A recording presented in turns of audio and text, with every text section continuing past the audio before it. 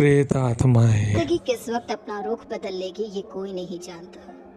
कब फूलों से भरी बगिया उजड़कर खाक हो जाएगी, कब मैदान बंजर रेगिस्तान हो जाएगा और कब खुशियों से भरी जिंदगी मायूस हो जाएगी, ये कोई नहीं जानता।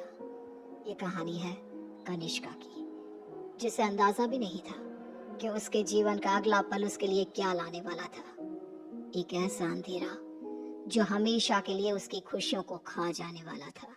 मम्मा, तुम कब से तैयार हो रही हो और कितनी देर? जल्दी चलो ना, हम लेट हो जाएंगे। अभी आई लाडो, बस 2 मिनट, साड़ी तो पहनने दे। लगता है आप भूल गई है कि आज मेरी कॉन्वोकेशन सेरेमनी है और मैं फर्स्ट आई हूँ। आज के दिन मैं लेट नहीं हो सकती मम्मा। इसीलिए तो समय लग रहा है लाडो। जिसकी बेटी फर्स्ट आई है उसे तैयार भी तो फर्स्ट क्लास होना पड़ेगा ना। कनिष्का बचपन से ही पढ़ाई में बहुत तेज थी। हमेशा फर्स्ट आना, एक्स्ट्रा करिकुलर एक्टिविटीज में पार्टिसिपेट करना और अपने घर वालों का नाम रोशन करना, ये सब उसके लिए आम था। हड़बड़ाते हुए अपनी मम्मी और पापा के साथ कनिष्का अपने कॉन्वोकेशन में चली जाती है। I must say, Mr. and Mrs. Verma, you are very lucky जो आपके घर इतनी होनहार बच्ची पैदा हुई, वरना इस उम्र में तो अक्सर लड़के और लड़कियां भटक जाते हैं। पर कनिष्का दिन रात अपनी पढ़ाई में लगी रही और आज उसने हमारे कॉलेज का नाम पूरे स्टेट में रोशन किया है। स्टेज पर जाकर कनिष्का अपनी डिग्री लेती है। उसके लिए आज का दिन बेहद खुशी का था और वो इस पल को हमेशा के लिए कैद कर लेना चाहती थी। चारों तरफ खुशी का माहौल था। तभी कनिष्का की फ्रेंड्स उसके पास आती हैं।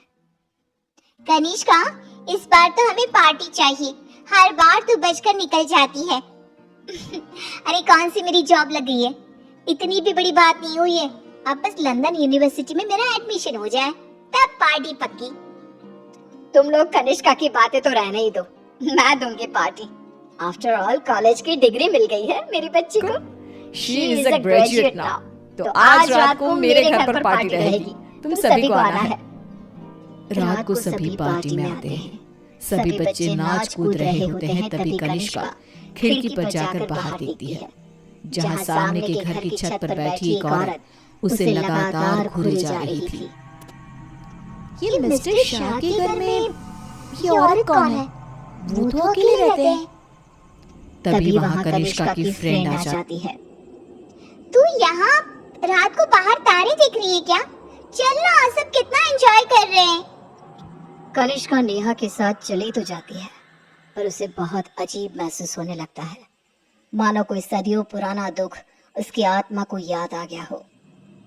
ये अचानक मुझे रोने का मन क्यों कर रहा है? और ये स्मेल कहाँ से आ रही है? मम्मी, मम्मी, लगता है कोई पार्टी में नॉनवेज ले आया है। Are you gone mad, Kanishka? We all know कि तुम्हारी फैमिली वेजिटेरियन है। तो ये सड़ी हुई मछलियों का गंध कहाँ से आ रहा है? क्या मजाक है ये कहकर कनिष्का जोर जोर से चीखने लग जाती है। कनिष्का की आवाज सुनकर गौतम वहाँ आता है। ड्रामा मत करो कनिष्का, बस इसी कारण से ही मैं पार्टी वार्टी पसंद नहीं करता। चलो जाओ जाओ अपने कमरे में। सभी अपने अपने घर चले जाते हैं और इसके बाद कनिष्का का बिहेवियर और भी खराब होता जाता है। रात को 3 बजे अचानक उठकर कनिष्का दीवारों से बातें करने लगती है। उसकी आवाज सुनकर रीना भागते हुए आती है। अरे बेटा, इतनी रात को तुम यहाँ पर क्या कर रही हो? और दीवार को देखकर किससे बात कर रही हो लाडो? कोई नहीं है यहाँ। रीना कनिष्का को सीने से लगा लेती है। कनिष्का का शरीर बहुत गर्म था। रीना ये देखकर सोच में पड़ जाती है। आज तक मेरी बच्ची ने कभी ऐसा बिहेव नहीं किया, आज क्या हो गया है इसे? शाम तक तो बिल्कुल ठीक थी और अब अचानक इतना तेज बुखार। ये सब क्या हो रहा है? रीना भागकर थर्मोमीटर लाती है और कनिष्का का टेम्परेचर चेक करती है, पर उसका टेम्परेचर बिल्कुल नॉर्मल था। ऐसा कैसे हो सकता है? ये सब क्या हो रहा है? अचानक मेरी बेटी को किसकी नजर लग गई? रीना अपनी बेटी के साथ ही सो जाती है और अगले सुबह डॉक्टर को बुलाती है, पर डॉक्टर के टेस्ट के बाद भी सब कुछ नॉर्मल ही निकलता है। अब ये क्या नया लफड़ा आ गया है? एक और नया खर्चा। ये क्या कह रहे हैं आप? जब तक कनिष्का टॉपर थी तब तक आपकी बेटी थी और आज बेचारी बच्ची तकलीफ में है तो ये सब कहने लगे आप। रीना और गौतम में बहस हो जाती है। गुस्से में गौतम घर से बाहर निकलता है, जहां उसे पता चलता है कि मिस्टर शाह अब नहीं रहे। वो घर आकर कनिष्का के पास बैठी रीना को इस बात की खबर देते हैं, जिसे सुनते ही अब तक सोई कनिष्का अचानक मुस्कुराने लगती है और भागती हुई अपनी अलमारी खोलती है और सारे सामान को बाहर बिखेर देती है। क्या ढूंढ रही है बेटा, मुझे बता लाडो। इतने में कनिष्का के हाथ कैंची लग जाती है, जिसे लेकर वो अपने सर के सारे बाल काटने लगती है। मिल गया मम्मा, मिल गया। ये क्या किया तूने? अरे क्या हुआ है लाडो तुझे? मुझे पता, तूने कल से कुछ खाया भी नहीं। कुछ खा ले बेटा, कमजोर हो जाएगी। पेट भर गया है। कितनी उल्टियां भी की मैंने, पूरे की पूरी शाह को खाकर बैठा हूँ मैं। खाकर बैठा हूँ? ये सब क्या कह रही है तू? बाथरूम में जाकर देख ले।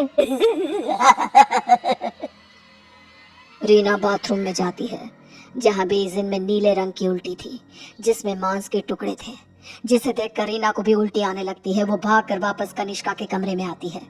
सुनिए जी, हमें जल्द से जल्द कनिष्का को किसी पंडित जी के पास ले जाना होगा। ये कुछ और ही है। आज के जमाने की होकर तुम ये सब क्या कह रही हो?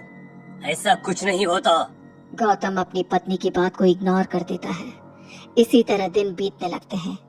भूखी रहने के कारण अब कनिष्का के शरीर की हड्डियां भी दिखने लगती है। उसकी आंखों के नीचे काले गड्ढे आ चुके थे। अब मैं किसी की नहीं सुनूंगी, बहुत हुआ। रीना अपनी जान पहचान के एक पंडित जी को अपने घर पर लेकर आती है, जो कनिष्का की हालत देखकर ही समझ जाते हैं। बच्ची की हालत बहुत खराब है, इसे मैं नहीं संभाल पाऊंगा।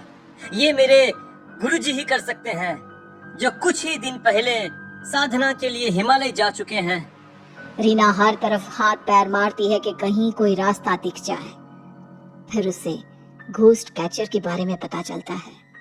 डूबते को तिनके का सहारा समझ रीना उनकी टीम को भी अपने घर पर बुला लेती है और वो लोग कनिष्का से पूछताछ शुरू कर देते हैं। क्या आए हो तुम और कौन हो?